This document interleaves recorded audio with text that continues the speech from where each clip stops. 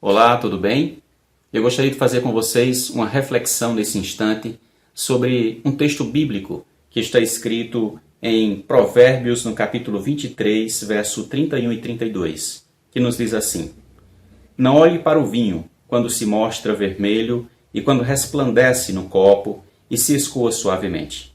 No fim, morderá como a cobra e como o basílico picará. Quando li esse texto, lembrei-me do pastor William Johnson, que nos conta a experiência de uma jovem que chegou a um hospital. Ela chegou já muito frágil, ela havia sido picada por uma cobra. É interessante porque se descobriu que a cobra a qual picou essa jovem era uma cobra que ela mesma criava em sua casa. Na tentativa de salvar a vida daquela jovem, durante 7 dias ela se manteve no hospital, até que no 7º dia ela veio a falecer.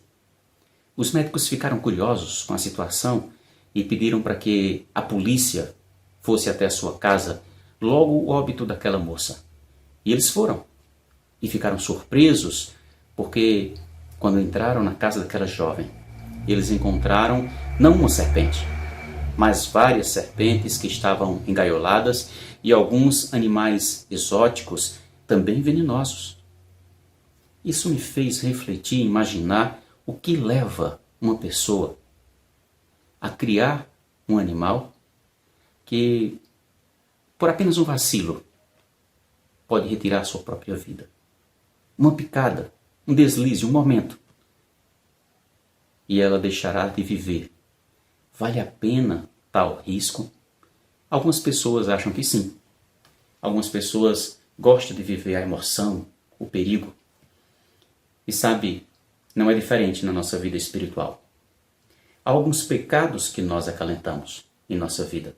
Algumas coisas que nós achamos que não é tão perigoso assim, que vale a pena o risco. E nós acalentamos em nossa vida algo tão perigoso como uma serpente venenosa. Aquela jovem, ela criava cobras. E quando o salmista fala a respeito, ele nos diz que o vinho, ele desce suavemente. A sua aparência é muito boa. E não é assim com o pecado? O pecado parece ser muito bom, atrativo, agradável, mas ao final, a sua consequência final, nos deixa em jogo não apenas a nossa vida aqui na terra, mas a nossa vida eterna. A graça de Deus é algo tremendamente fantástico, porque ela vai buscar o mais vil pecador onde ele está. A Bíblia cita o álcool. Algumas pessoas são vítimas do álcool, outros são vítimas das drogas, outras do sexo, que o aprisiona.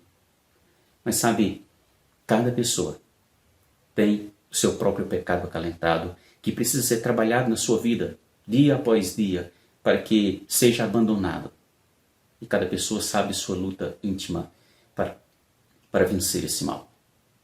Então, eu gostaria que nós pudéssemos imaginar que aquela jovem que foi picada por uma cobra venenosa pode ser cada um de nós quando acalentamos e permitimos que o pecado permaneça em nós, mesmo sabendo que há um desagrado da parte de Deus. Quando Deus olhou para o povo de Israel e aquela nação, que seria uma nação muito numerosa, ele disse: eu quero colocar diante de vocês a vida e a morte, a bênção e a maldição. Mas ele deu uma dica importante. Ele disse: escolha a vida para que vocês vivam. Acalentar um pecado é algo tremendamente terrível, porque aquilo que você não consegue vencer, você pode ser vencido por ele. É como criar uma cobra venenosa, que por não conseguir ter um domínio total sobre ela, um dia você vai ser picado por ela. E exatamente aí, onde tudo termina. O diabo nos faz imaginar que não precisa ser hoje.